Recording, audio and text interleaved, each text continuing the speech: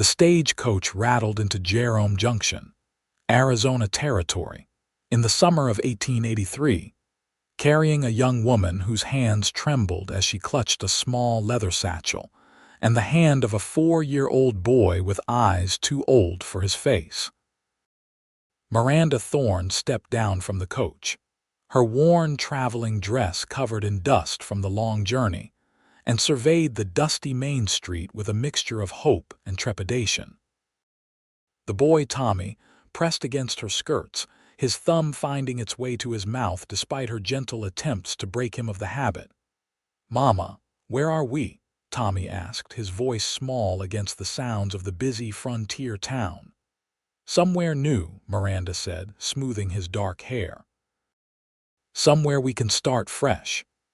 She had $17 to her name, the address of a boarding house that might have a room, and a determination forged in the fires of loss and hardship. Her husband had been dead for 2 years now, killed in a mining accident back in Colorado. The mine owners had paid her nothing, claimed he owed them money for equipment. She had tried to make it work in Denver, taking in washing and mending, but the city had been unforgiving to a young widow with a child. When she heard that Jerome Junction needed a schoolteacher, she had written immediately, not mentioning her son until the position was secured. Now she carried their letter of acceptance like a talisman in her pocket. The boarding house was easier to find than she expected. Mrs. Calloway, the proprietress, was a sturdy woman in her 50s with gray-streaked hair and kind eyes that nevertheless assessed Miranda and Tommy with practiced efficiency. "You are the new schoolteacher, then," Mrs. Calloway said.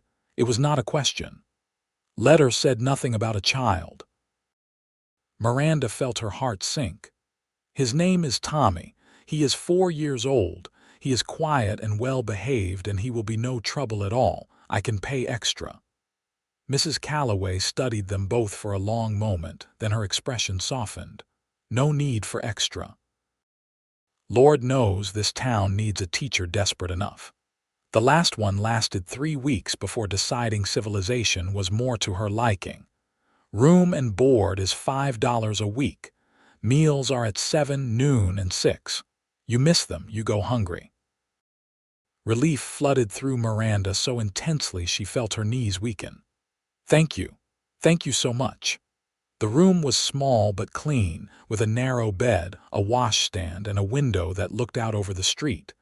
Tommy explored every corner while Miranda unpacked their few belongings. She hung their spare clothes on pegs, arranged her teaching books on the small shelf, and tried not to think about how precarious their situation remained. That evening at dinner, she met several other boarders. There was Mr. Henderson, a clerk at the general store, Miss Paulson, who worked as a seamstress, and 2 miners whose names she did not catch. They were polite but distant, the natural wariness of people who had seen others come and go in these frontier towns. "School opens Monday next, Mrs. Calloway informed her over plates of beef stew and biscuits. "The building is just past the church. Nothing fancy, but it has a good stove and enough desks for about 20 children. We have been making do with parents teaching their own, but folks are eager for proper schooling." "How many students should I expect?" Miranda asked. "Hard to say. Could be a dozen. Could be more. Some of the ranch families will send their children in when they can spare them from chores." Mrs. Calloway paused, buttering a biscuit. "The biggest ranch around here is the Crossing B. Belonged to old Samuel Briggs until he passed last year. His nephew inherited it, Brandt Xavier. He does not have children himself, but he employs several families who do." The name meant nothing to Miranda, but she filed it away. In a town like Jerome Junction, it paid to know who held power and influence. The next day was Saturday, and Miranda used it to explore the town and prepare for her first week of teaching. Tommy walked beside her, his small hand in hers, his eyes wide as he took in the general store, the blacksmith shop. the saloon with its painted sign, and the small whitewashed church at the end of the street. The schoolhouse sat just beyond the church, a simple wooden building with a bell tower and 4 large windows. Miranda had brought the key Mrs. Calloway had given her, and she unlocked the door with a sense of ceremony. This was to be her domain, the place where she would earn their keep and build a future for Tommy. Inside, the schoolroom smelled of chalk dust and old wood. 20 desks stood in neat rows, and a larger desk waited at the front beside a blackboard. There were maps on the walls, a globe on a stand, and shelves of books that looked well-worn but serviceable. Miranda felt a stirring of genuine excitement. She had always loved learning, had dreamed of being a teacher before she married at 18, and those dreams had shifted to simpler hopes of happiness and family. She spent the morning cleaning and organizing, while Tommy played quietly with a set of wooden blocks she had brought. By noon, the schoolroom gleamed, the books were organized, and she had written a welcome message on the blackboard in her careful script. They were just preparing to leave when she heard horses outside. Through the window, she saw 3 riders dismount. 2 were clearly ranch hands, weathered and dust-covered in typical cowboy attire. The third man was different. He sat his horse with an easy confidence, and when he swung down from the saddle, she could see he was tall and broad-shouldered, with dark hair visible beneath his hat. He wore work clothes like his men, but there was something in the way he carried himself that spoke of authority. The 3 men approached the schoolhouse, and Miranda quickly brushed dust from her skirts and smoothed her hair. She met them at the door, Tommy half hidden behind her. "Good afternoon," she said. "May I help you?" The tall man removed his hat, revealing a strong, featured face with intelligent gray eyes and the beginnings of sun lines at the corners. He looked to be in his early 30s, and there was something both stern and gentle in his expression. "Afternoon, madam. I am Brandt Xavier. I own the Crossing B Ranch. These are 2 of my men, Cole and Harris. We heard the new teacher had arrived and thought we would stop by to welcome you." Miranda felt her cheeks warm slightly under his direct gaze. "Thank you. I am Miranda Thorne." "I am pleased to meet you. The schoolhouse looks good," Brandt said, glancing past her into the room. "You have been busy. I wanted everything ready for Monday." "That is more dedication than our last teacher showed," Cole said with a slight grin. She took one look at the place and burst into tears. "Cole," Brandt said mildly, and the ranch hand fell silent, though his grin remained. Tommy chose that moment to peek out from behind Miranda's skirts. Brandt's gaze dropped to the boy and something shifted in his expression, though Miranda could not read what it was. "This is my son, Tommy," she said, and hated how defensive her voice sounded. "He will not be any trouble. He knows to be quiet during lessons." "How old is he?" Brandt asked. "4, sir." Brandt crouched down, bringing himself to Tommy's eye level. "Hello, Tommy. That is a fine shirt you are wearing." Tommy looked up at Miranda, who nodded encouragingly. "Thank you," he said softly. "You like horses?" Brandt asked. Tommy's face lit up, the first real animation Miranda had seen from him since they left Denver. "I saw them from the coach. Big horses. Would you like to meet mine? His name is Ranger, and he is very gentle." Tommy looked up at Miranda again, hope and eagerness warring with uncertainty in his young face. She hesitated, unsure of this rancher's intentions, but something in his steady gray eyes reassured her. "If it is truly no trouble," she said, "no trouble at all." Brandt straightened and offered his hand to Tommy. After a moment's hesitation, the boy took it, and together they walked to where the 3 horses waited. Miranda followed, watching as Brandt lifted Tommy up so he could stroke Ranger's soft nose. The horse snuffled at the boy gently, and Tommy laughed, a sound so pure and joyful that it brought tears to Miranda's eyes. It had been so long since she had heard him laugh like that. "He is a good boy," Brandt said quietly, appearing beside her while his men entertained Tommy. "You have raised him well." "I am trying," Miranda said. "It has not been easy. Is your husband with you?" The question was casual, but she sensed the weight behind it. "My husband died 2 years ago. A mining accident in Colorado." The words still hurt, though the sharp edge of grief had dulled to a persistent ache. "It has been just Tommy and me since then." Brandt was quiet for a moment. "I am sorry for your loss. That must have been very difficult. We have managed." She lifted her chin slightly, a gesture of pride she could not quite suppress. "I am grateful for this position. I promise you, Mr. Xavier, I will be a good teacher for this town's children." "I believe you will be, Mrs. Thorne." He paused, seeming to consider his next words carefully. "If you or your son need anything, please do not hesitate to ask.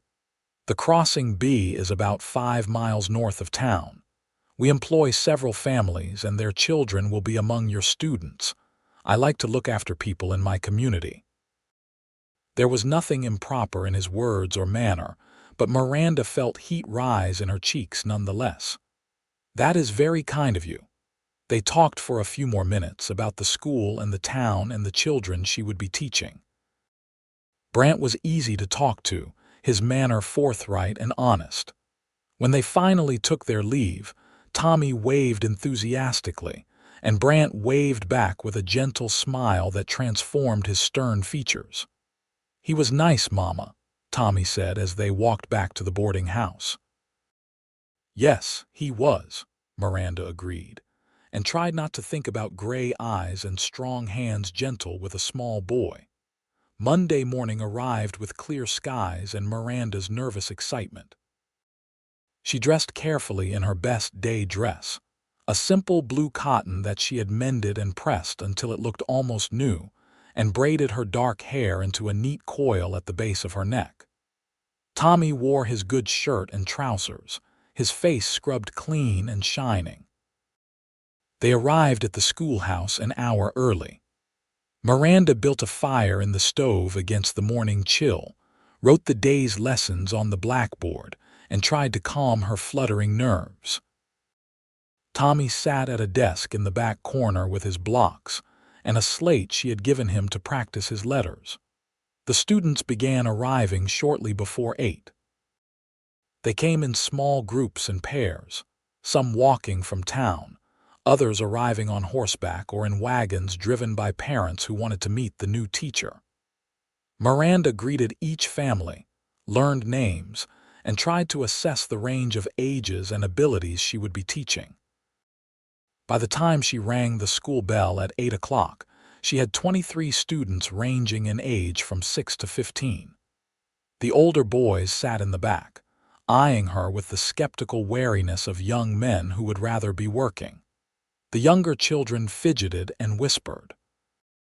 The girls, regardless of age, seemed more willing to give her a chance. "Good morning," Miranda said, standing before them with her hands folded and her heart pounding. "My name is Mrs. Thorne, and I am pleased to be your new teacher. I know some of you may not want to be here. I know some of you think you are too old for school or too needed at home. But I promise you this, if you give me your attention and your effort, I will teach you things that will serve you the rest of your lives. Reading, writing, mathematics, history, geography. These are tools that will open doors for you, no matter what path your life takes." She paused, looking at each face in turn. "I will be fair and I will be patient, but I will also expect your respect and your best effort. Does everyone understand?" There was a murmur of assent, and Miranda allowed herself a small smile. "Good. Now let us begin with introductions. I want each of you to stand, tell me your name, your age, and one thing you hope to learn this year." The introductions took the better part of an hour. She learned that most of her students had basic reading skills but varied wildly in their mathematical abilities. Several of the older students were nearly illiterate, having spent most of their lives working rather than studying. The younger children were bright and eager, sponges ready to absorb knowledge.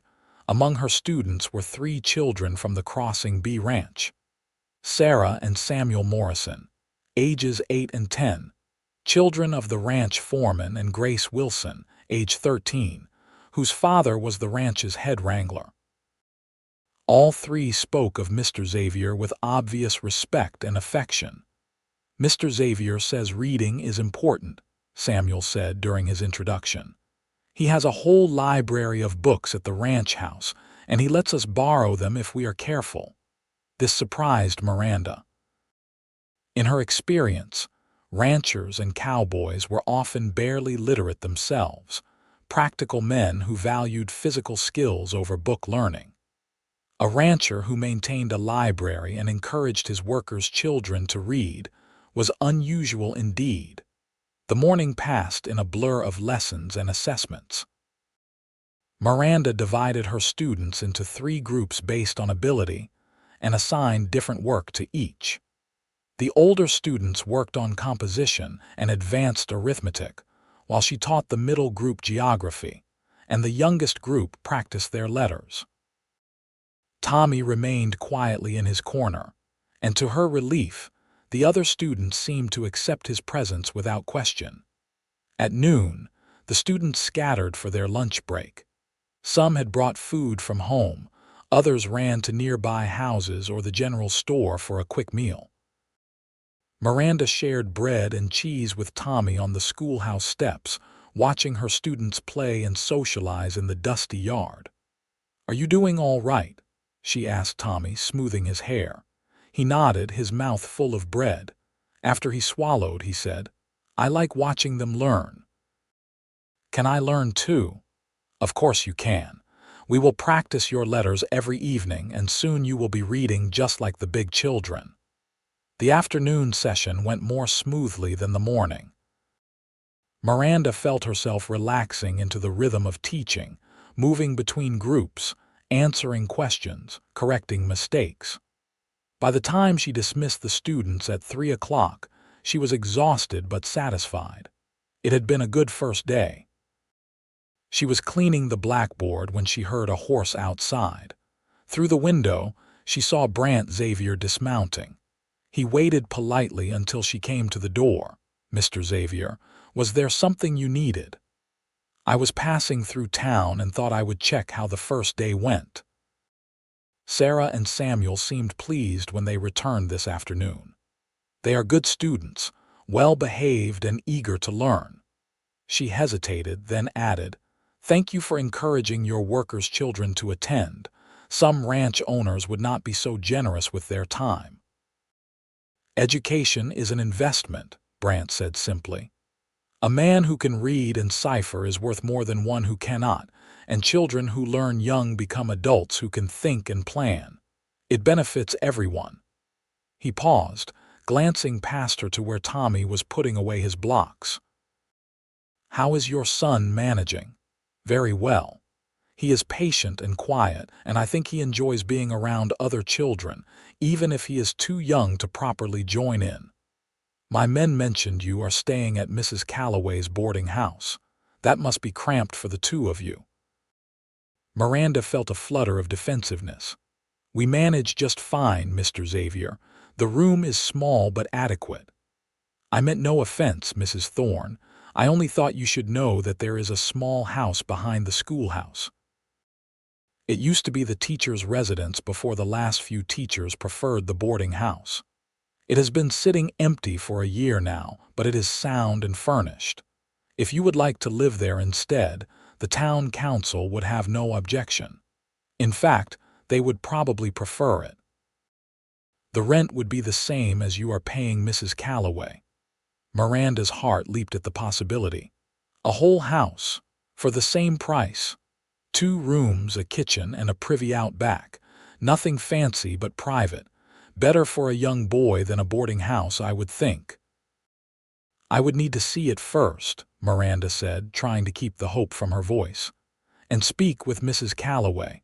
I would not want to offend her by leaving so soon. Of course. Would you like to see it now? I have a few minutes before I need to head back to the ranch. The little house was indeed behind the schoolhouse, connected by a short path. Brandt produced a key and unlocked the door, revealing a main room with a small kitchen area, a bedroom just large enough for a bed and dresser, and windows that let in good light. The furniture was simple but serviceable. A table with 2 chairs, a rocking chair by the fireplace, a bed with a thin mattress, shelves for storage. Tommy ran from room to room, his excitement palpable. "Mama, can we live here, please?" Miranda walked through slowly, seeing past the dust and emptiness to the potential. A home. A real home, not just a rented room. A place where Tommy could play without disturbing other boarders, where she could prepare their own meals and set their own schedule. "It needs cleaning," she said, running a finger along a dusty shelf. "I could send some of my men tomorrow to help with that," Brandt offered. "They could bring supplies from the ranch. Firewood, lamp oil, whatever you need to get started." Miranda turned to face him, studying his expression for any hint of improper intent. But his gray eyes were sincere, his offer apparently genuine. "Why are you being so kind to us, Mr. Xavier? You do not know us at all." Brandt was quiet for a moment, his gaze drifting to where Tommy was peering out the bedroom window. "I lost my own parents when I was young. My uncle Samuel took me in, raised me as his own son, and left me the ranch when he passed. I know what it is like to need someone's kindness when the world feels uncertain, and I can see you are working hard to build a good life for your boy. That deserves support, not suspicion." There was a sincerity in his words that touched something deep in Miranda's chest. "I do not know what to say except thank you. This is more than I hoped for." "Then say yes, and I will have my men here tomorrow morning to help you move and clean." Miranda looked around the little house again, imagining it clean and warm, imagining Tommy growing up here with space to play and learn. "Yes," she said firmly. "Yes, thank you, we would be very grateful." Brandt's stern face softened into a smile. "Good. I will see you tomorrow then, Mrs. Thorne." After he left, Miranda stood in the doorway of the little house with Tommy beside her, watching the dust from his horses' hooves settle on the road. She felt a warmth in her chest that had nothing to do with gratitude for the house, and everything to do with gray eyes and gentle strength. "Come on, Tommy," she said, taking his hand. "We need to pack." Mrs. Calloway took the news of their departure with good grace. "I thought you might prefer your own place once you knew it was available. That little house sat empty far too long. You will be happier there, I think, and the boy will certainly have more freedom." Miranda paid her through the end of the week, despite Mrs. Calloway's protests, and they spent the evening packing their few belongings.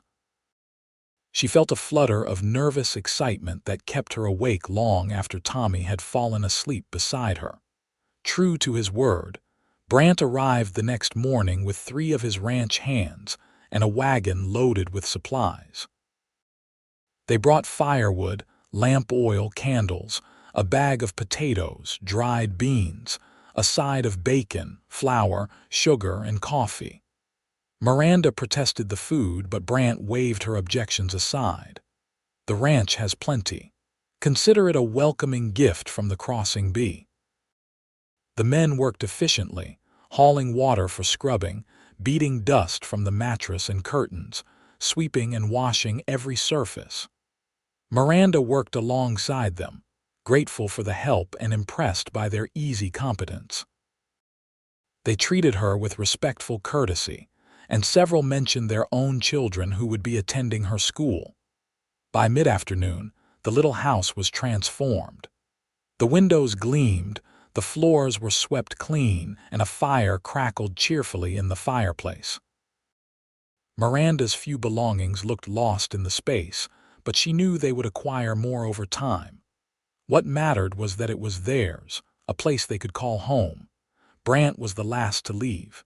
He stood in the doorway, his hat in his hands, and looked around with satisfaction. "This is good. You have made it welcoming already." "I cannot thank you enough, Mr. Xavier. Your kindness has been extraordinary." "Brandt," he said. "Please call me Brandt. Mr. Xavier makes me feel like my uncle." "Only if you call me Miranda, Miranda." He said her name carefully, as if testing its weight. "It suits you." They stood there for a moment, the air between them charged with something neither quite acknowledged. Then Tommy came running from the bedroom, chattering about where he would put his blocks, and the moment passed. "I should get back to the ranch," Brandt said, setting his hat back on his head. "But I will likely see you Sunday at church if you attend." "We do," Miranda said. "We will be there." After he left, Miranda stood in the doorway of her new home, Tommy playing happily behind her, and felt a sense of possibility she had not experienced in years. The future suddenly seemed less daunting, full of potential rather than merely obstacles to overcome. The next weeks fell into a comfortable pattern. Miranda taught school 5 days a week, her students growing more engaged as she learned their individual strengths and needs. She discovered she had a gift for teaching, a patience and creativity that helped even her most reluctant students make progress. The older boys gradually lost their skepticism, won over by her genuine interest in their lives and her willingness to make lessons relevant to their experiences. In the evenings, she and Tommy would return to their little house. She would prepare simple meals, and they would eat together at their small table, talking about their days. Afterward, she would teach Tommy his letters while she graded papers or prepared lessons. On weekends, she cleaned and mended their clothes, baked bread, and gradually made the house more of a home with small touches. Wildflowers in a jar on the table, a curtain she sewed for the bedroom, Tommy's drawings pinned to the wall.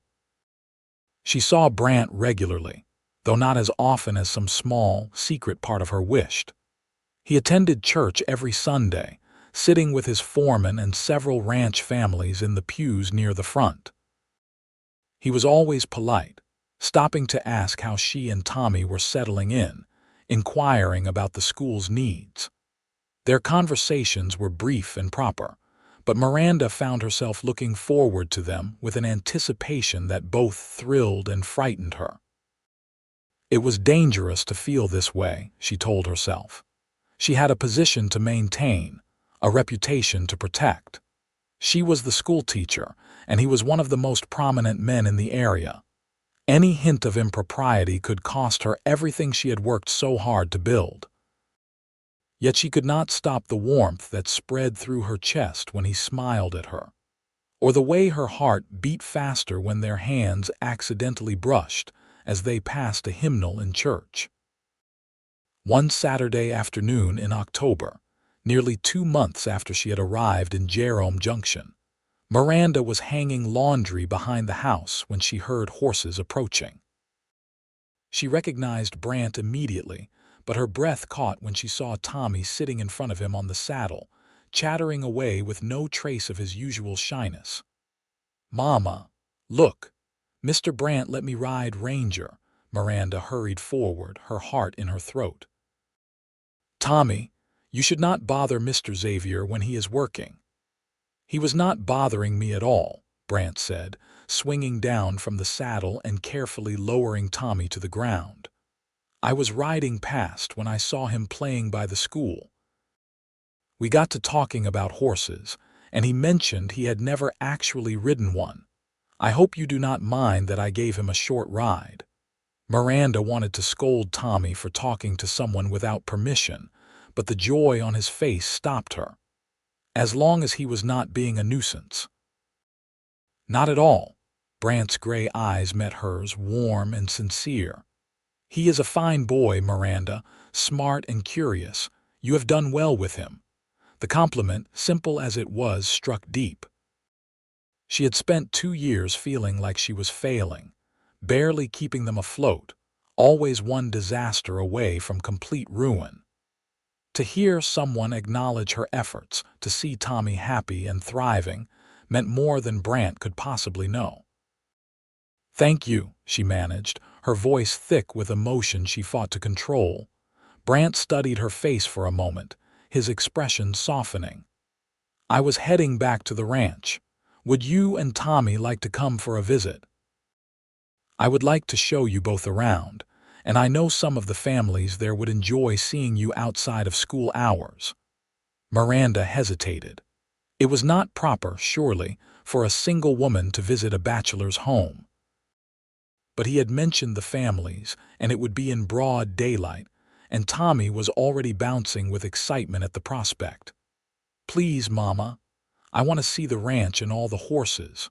"All right," Miranda heard herself say, "but only for a few hours. I have lessons to prepare for Monday." "Of course. I will have you back before dinner."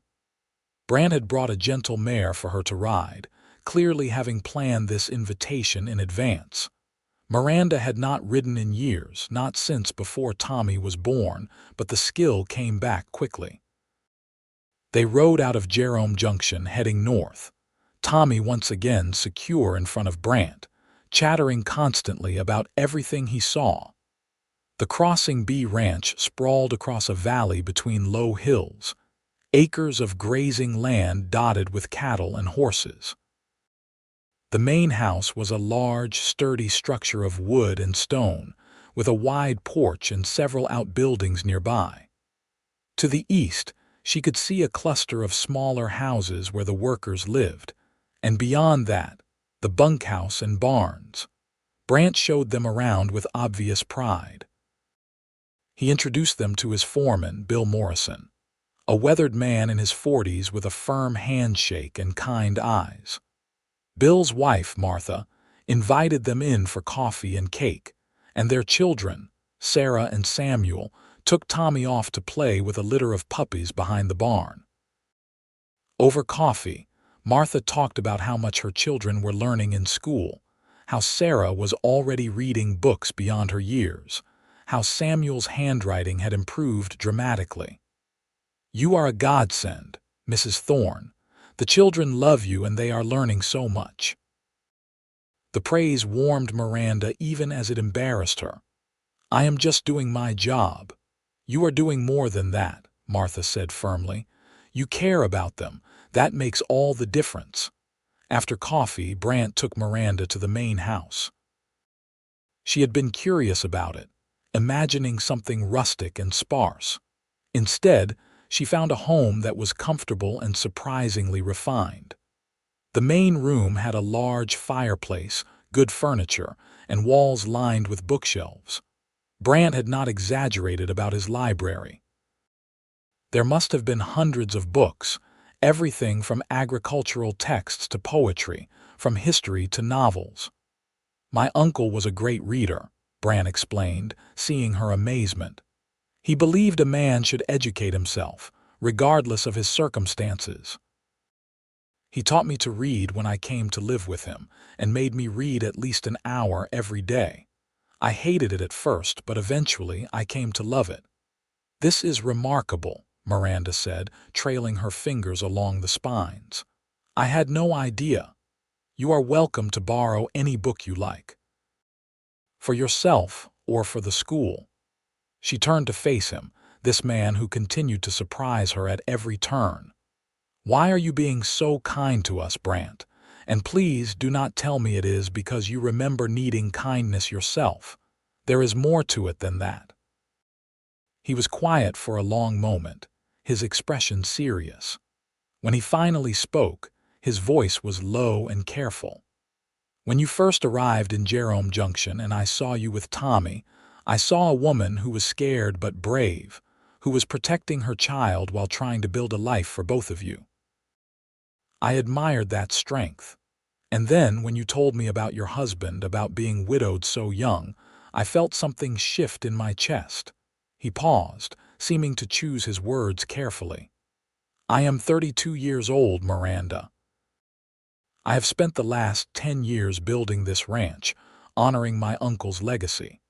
I always told myself there would be time later for a wife and family. But lately, I have been feeling the emptiness of this big house, the silence of eating alone every night. And then you arrived, you and Tommy, and suddenly I found myself thinking about things I had put aside. Miranda's heart was pounding so hard she could barely breathe. Brandt, I do not know what to say. You do not have to say anything right now. I know it has not been long since we met. I know you have a position to maintain and a son to think about. But I want you to know that my interest in you is not just kindness. I am drawn to you, Miranda.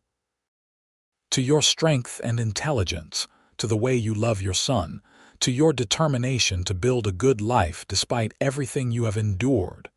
And if you might ever consider allowing me to court you properly, I would be honored. Miranda felt tears spring to her eyes. It had been so long since anyone had spoken to her this way, had seen her as more than just a poor widow struggling to survive. I have a son already, she said nervously, her voice barely above a whisper. I come with responsibilities, with complications. Any man who wishes to be with me would have to accept that Tommy is part of the arrangement. Brandt stepped closer, his gray eyes intense. Then I will be his father now, not to replace the father he lost, but to be the father he needs going forward. If you will have me, Miranda, I will love and care for both of you as my own family. The words broke something open in Miranda's chest, a knot of fear and loneliness she had been carrying for 2 long years. Tears spilled down her cheeks, and she found herself nodding even as she struggled to speak. I do not want to rush into anything, she managed. I need time. Tommy needs time, but yes, Brandt. Yes, you may court me.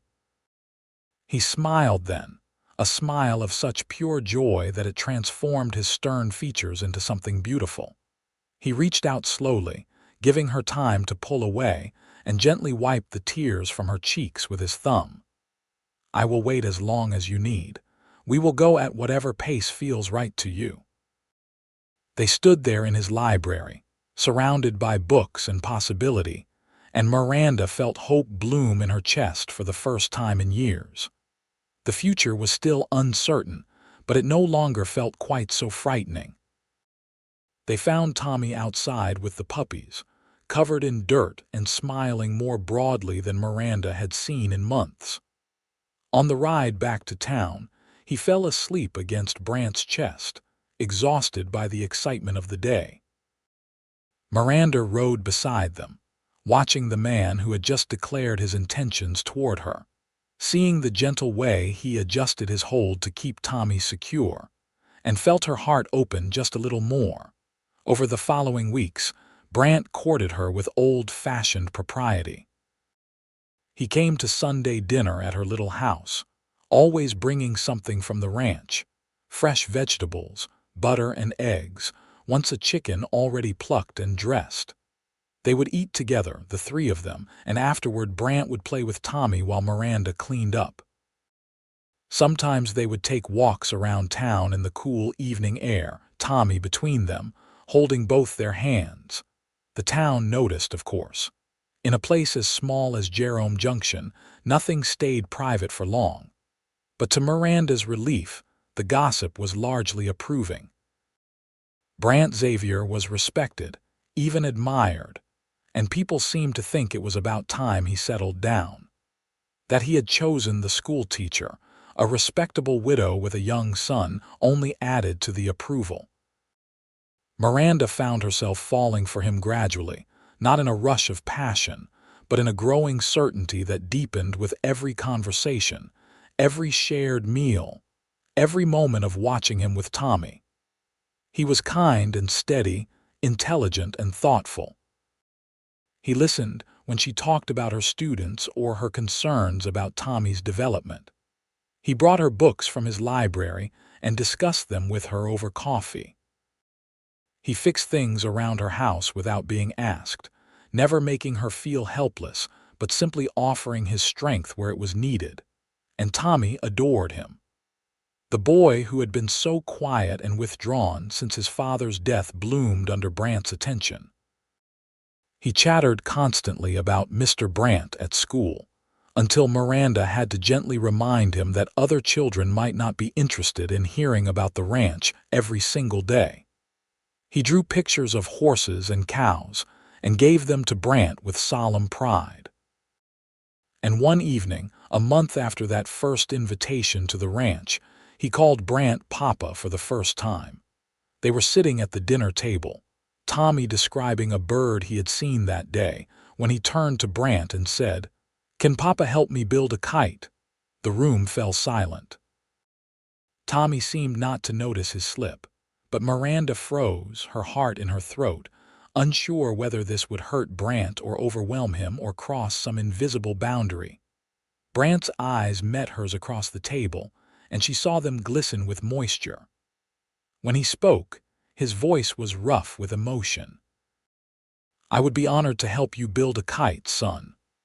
Tommy beamed and went back to his dinner as if nothing momentous had happened. But later, after the boy was asleep and they sat together on the small porch in the cool November air, Brandt took Miranda's hand. "I did not expect that," he admitted. "But hearing him call me Papa, it felt right. It felt like everything I have been hoping for." Miranda squeezed his hand. "He loves you. I can see it in everything he does." "And what about you, Miranda? What do you feel?" She turned to look at him in the lamplight spilling from the window. "I feel like I am falling in love with you. Like maybe I have been falling for weeks now, but I was too scared to admit it." "Scared of what?" "Scared of losing it all again. Scared of letting myself hope for happiness and having it torn away like it was before. Scared that this is too good to be real." Brandt raised her hand to his lips and kissed it gently. "I cannot promise that nothing bad will ever happen. Life is uncertain, and we both know that too well. But I can promise that I will love you and Tommy with everything I have. I can promise that I will work every day to build a good life for our family. And I can promise that you will never again have to face the world alone." Miranda felt tears slip down her cheeks, but they were tears of joy this time, not sorrow. "Then yes. Yes, Brandt, I want to marry you. I want us to be a family." He pulled her into his arms, and she went willingly, resting her head against his chest and listening to the steady beat of his heart.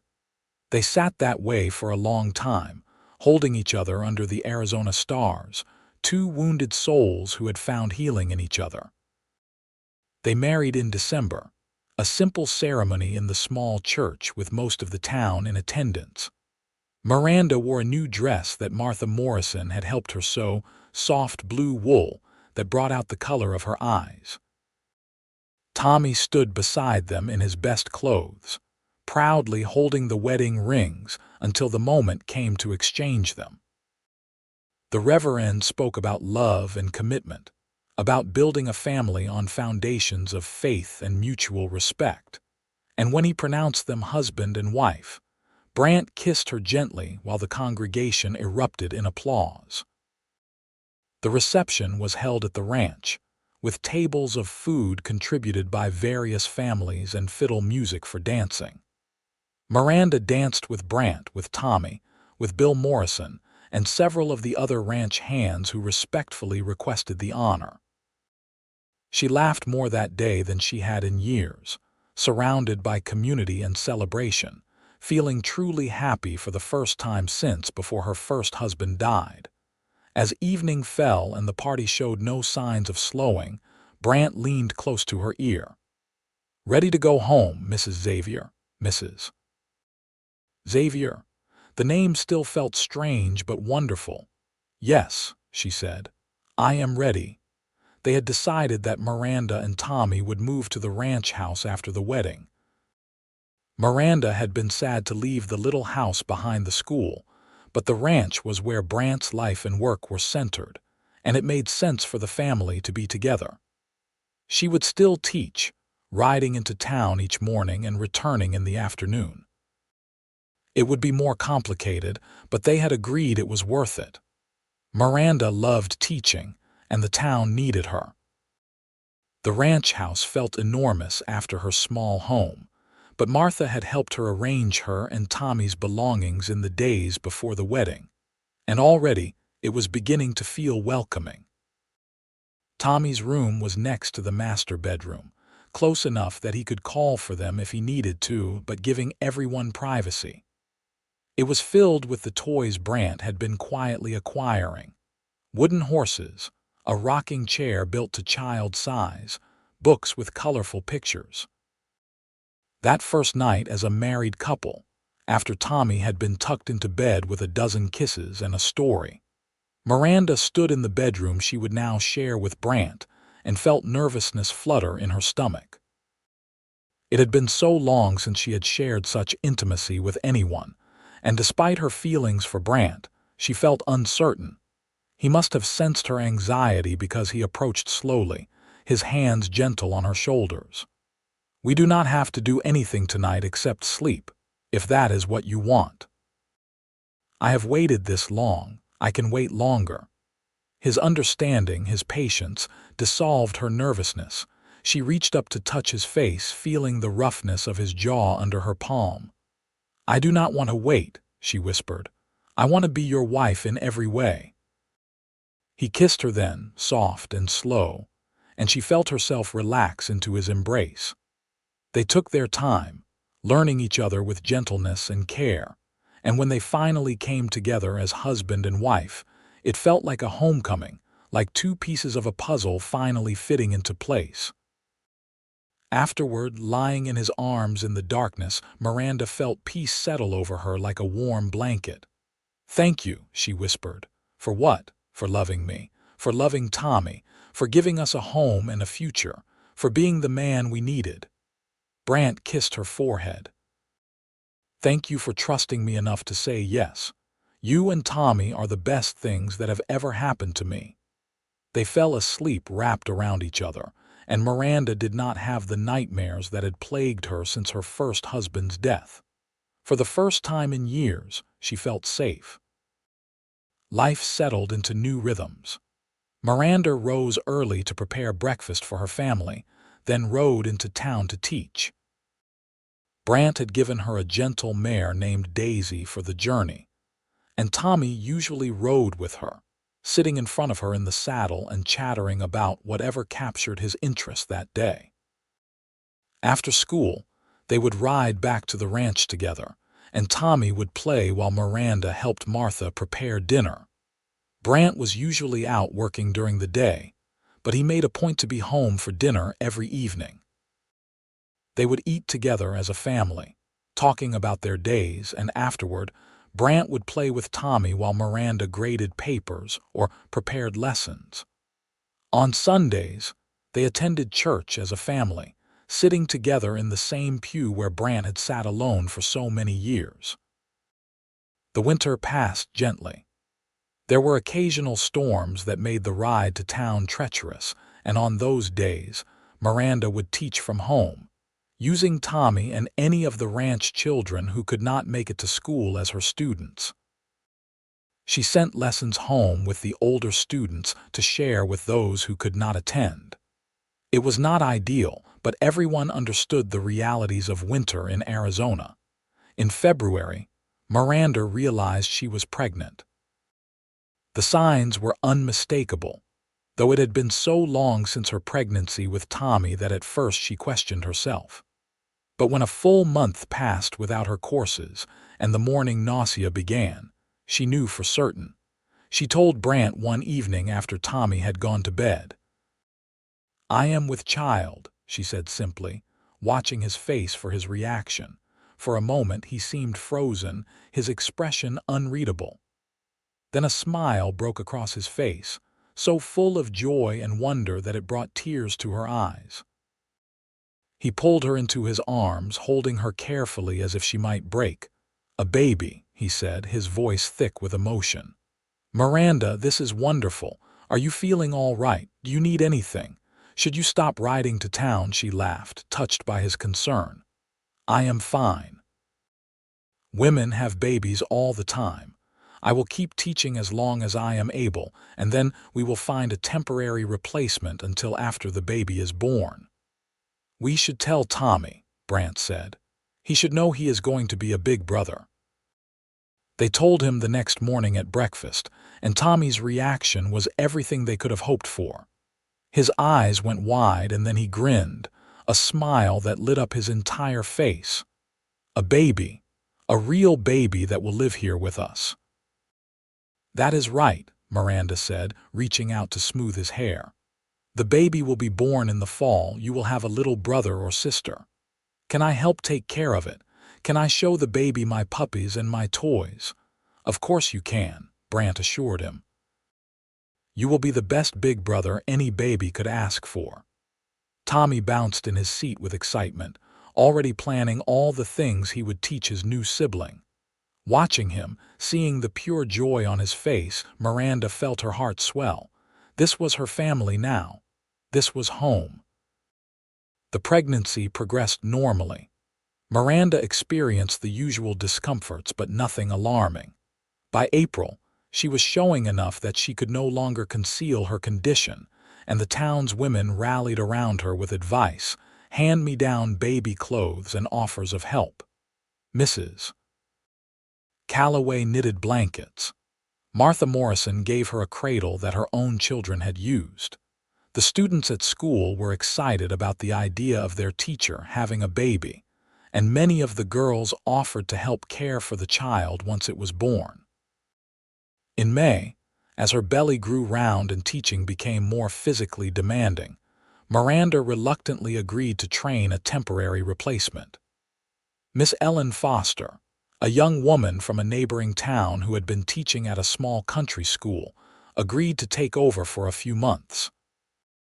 Miranda spent 2 weeks introducing her to the students and explaining her teaching methods, and while it was hard to let go, she felt confident that the students would be in good hands.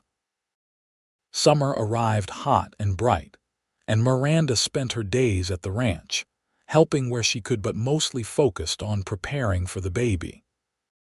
She and Martha sewed tiny gowns and diapers, washed and aired out the cradle, and arranged the small room next to the master bedroom that would serve as a nursery. Tommy was constantly underfoot, asking questions and trying to help in his enthusiastic 5-year-old way. Brandt was attentive to the point of being overprotective. He worried about her overdoing things, insisted she rest every afternoon, and started coming in from the fields earlier to be with her. At night, he would rest his hand on her belly, feeling the baby kick and move, his face filled with wonder. "I never imagined this," he admitted one night as they lay in bed, his hand warm on her swollen stomach. "I always thought I would live my whole life alone, married to the ranch. And now look at us. A wife, a son, and a baby on the way. I am the luckiest man in Arizona." "We are the lucky ones," Miranda corrected, covering his hand with hers. "You gave us a home when we had nothing. You loved Tommy when you did not have to. You built this family with us." "I love you," he said simply. "Both of you. All 3 of you," he added, patting her belly gently. In late September, as the heat finally began to break and the first hints of fall appeared, Miranda went into labor. It started as a dull ache in her back during breakfast and progressed steadily throughout the morning. By noon, there was no question what was happening, and Brandt sent one of his men to fetch the doctor and Martha Morrison while he stayed with Miranda, his face pale but his hands steady. The labor was long but not complicated. Martha arrived and took charge with the calm efficiency of a woman who had seen many births. The doctor came and confirmed that everything was progressing normally. Brandt stayed by Miranda's side the whole time, holding her hand, wiping her face with cool cloths, murmuring encouragement when the pain grew intense. Tommy had been sent to stay with the Morrisons, sparing him the ordeal of listening to his mother's labor pains. As evening fell and the final stages of labor began, Miranda found herself grateful for the decision. This was hard work, harder even than she remembered with Tommy, and she needed to focus all her energy on bringing this child safely into the world. Finally, as the sun set in brilliant shades of orange and gold, the baby was born. A boy, red-faced and squalling, with a shock of dark hair and strong lungs that announced his arrival to everyone within earshot. "A son," the doctor announced, placing the baby on Miranda's chest. "Congratulations, both of you." Miranda held her newborn son, feeling the weight of him, the warmth, the realness. Tears streamed down her face as she looked up at Brandt, who was staring at the baby with an expression of absolute awe. "Would you like to hold him?" she asked. Brandt nodded, seemingly unable to speak. The doctor showed him how to support the baby's head, and then the tiny boy was in his father's arms. Brandt looked down at his son, and when he finally spoke, his voice was rough with emotion. "Hello, little one. Welcome to the world. I am your papa, and I promise to love you and protect you all your life." Miranda watched them together, her husband and her newborn son, and felt a completeness she had not known was possible.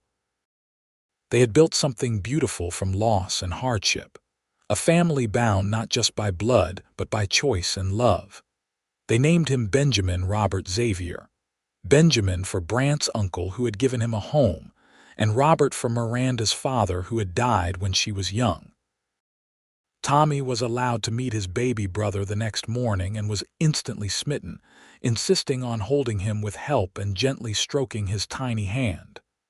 "He is so small," Tommy whispered in wonder. "Was I ever this small?" "You were," Miranda assured him. "And now you are a big brother who will help teach him everything you know."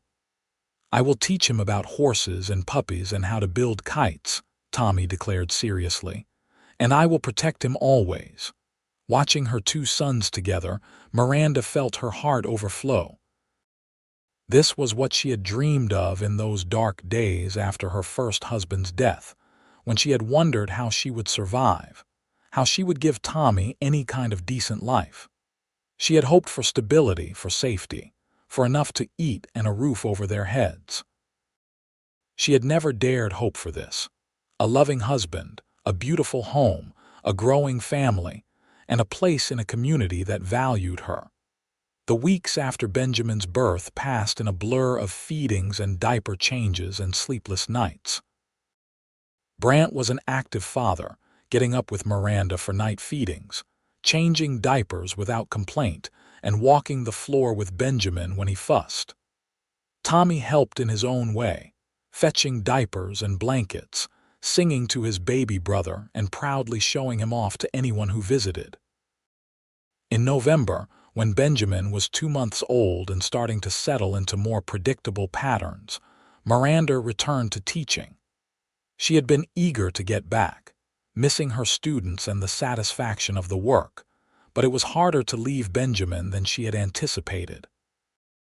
Brandt assured her that Martha would watch him during the day, and they arranged for Miranda to come home at noon to nurse him, before returning for the afternoon session.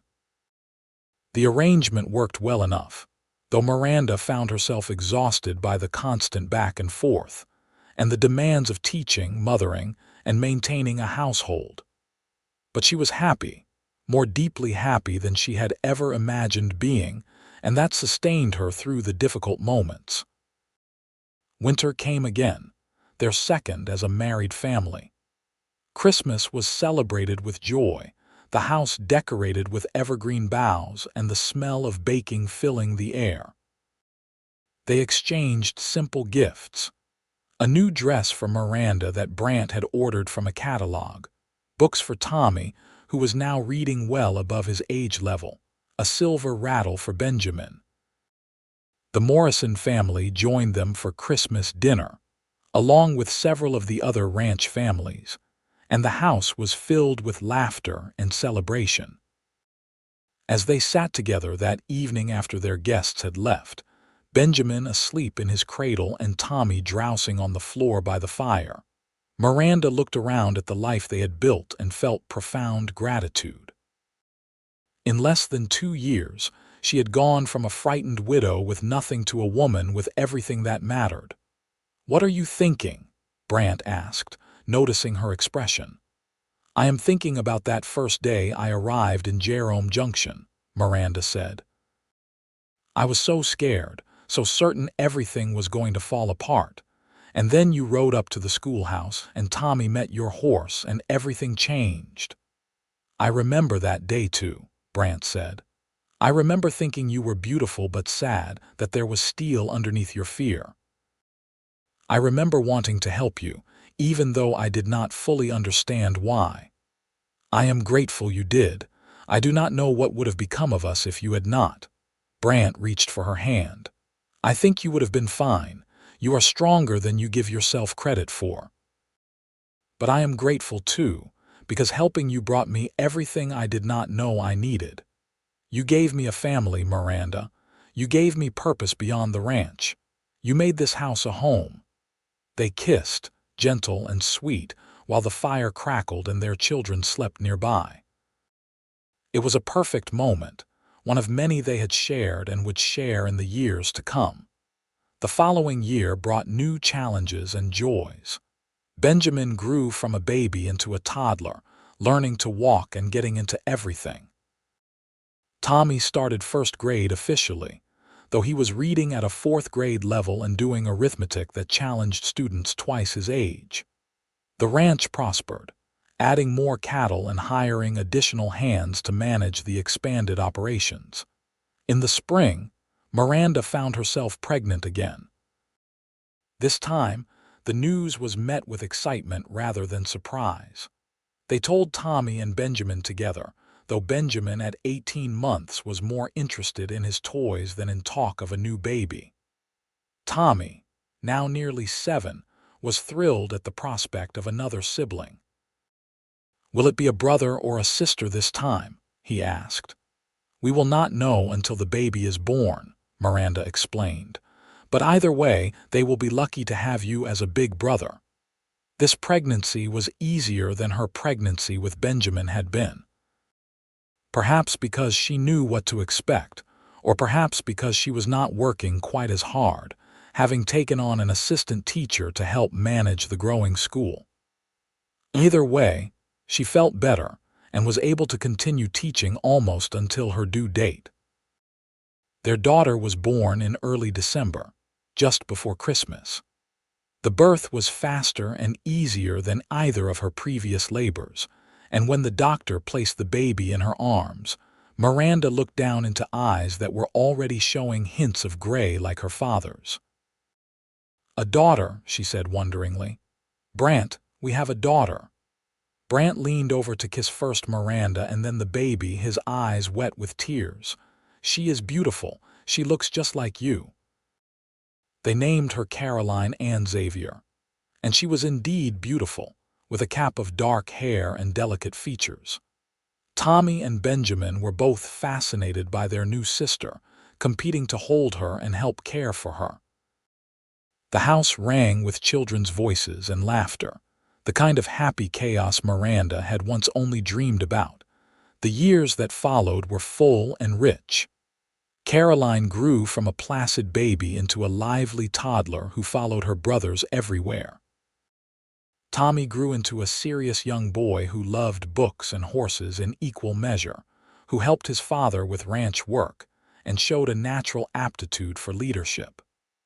Benjamin was the middle child in temperament as well as position, easygoing and affectionate, beloved by everyone he met. The school thrived under Miranda's leadership, growing to need a second building to accommodate all the students. She trained several assistant teachers, young women from the area who wanted to contribute to their community. The town council voted to pay her a proper salary, recognizing the value of her work. She could have stopped teaching altogether, as Brandt's success with the ranch meant they were comfortable financially, but she loved the work and felt it was important to continue. Brandt expanded the ranch steadily, buying adjacent properties as they became available, breeding better quality cattle, and developing a reputation for fair dealing and quality livestock. He was elected to the town council and served several terms, helping to shape Jerome Junction's growth and development.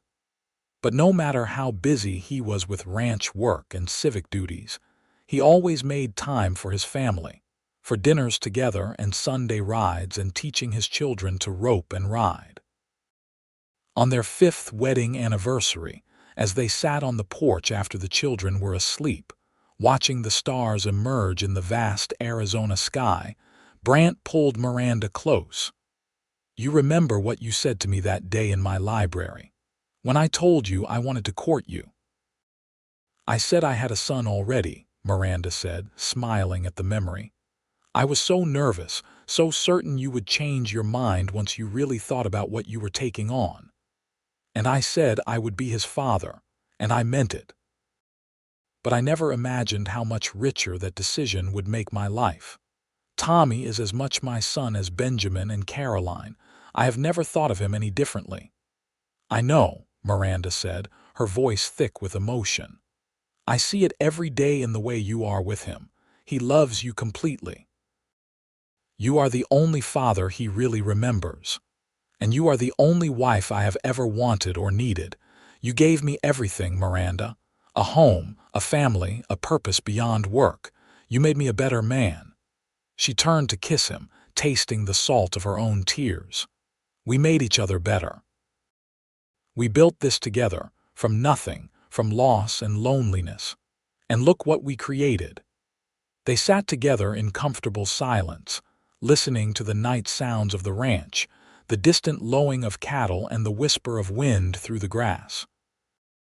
Inside, their children slept safely, dreaming whatever dreams children dream. The future stretched before them, full of possibility and promise. 2 more children would eventually join their family.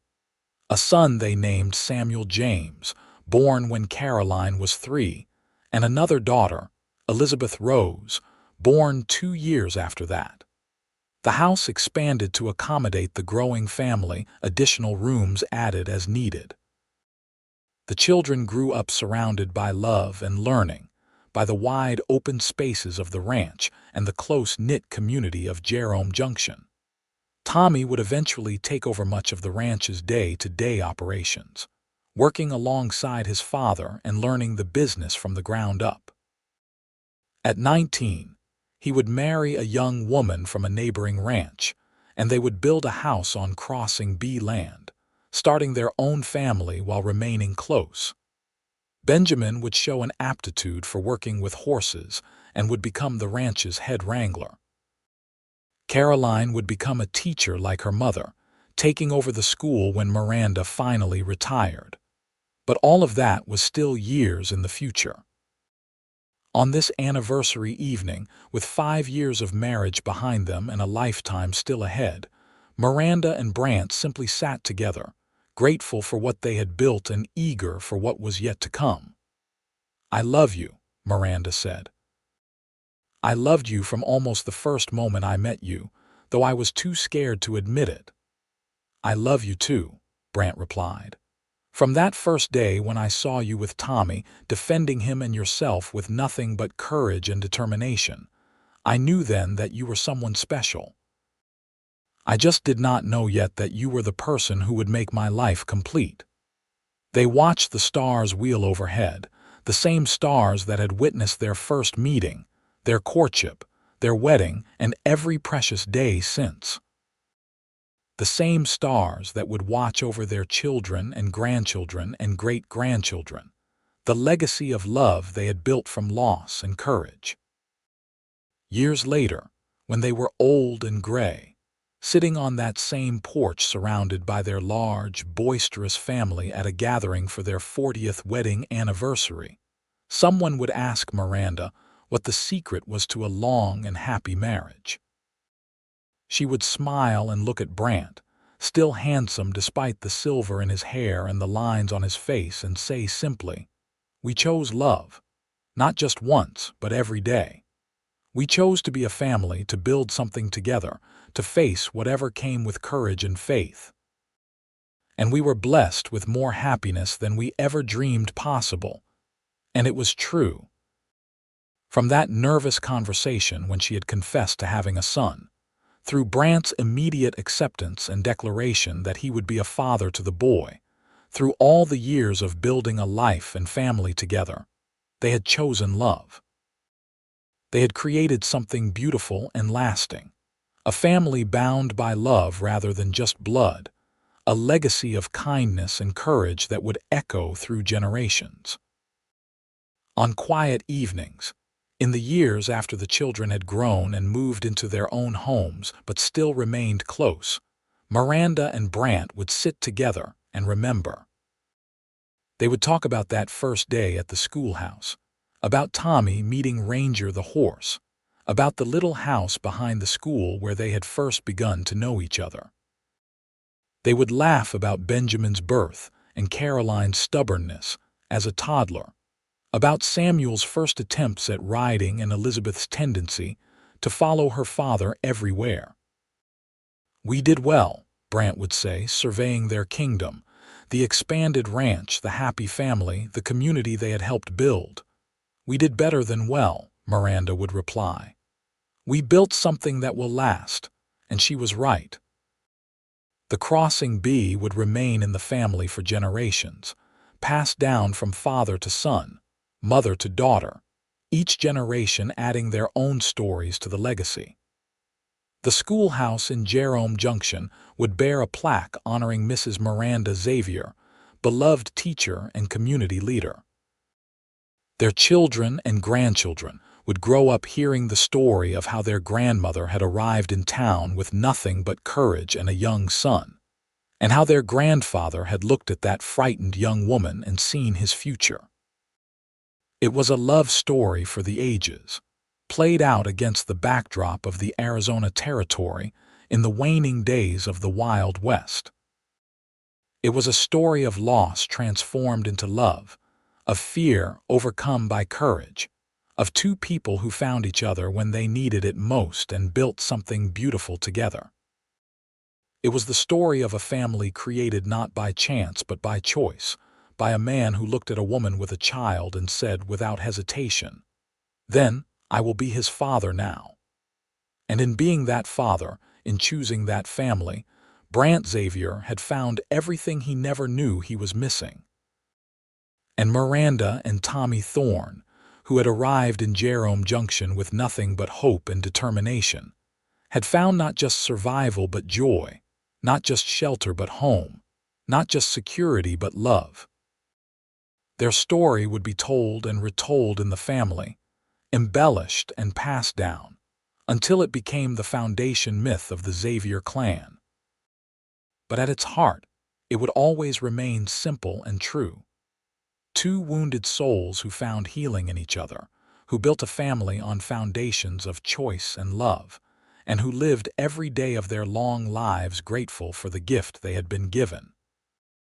As the Arizona sun set on another day, painting the sky in shades of gold and crimson, as the ranch settled into evening quiet and the family gathered for dinner, as generations of Xaviers lived and loved and built their own stories, the legacy endured.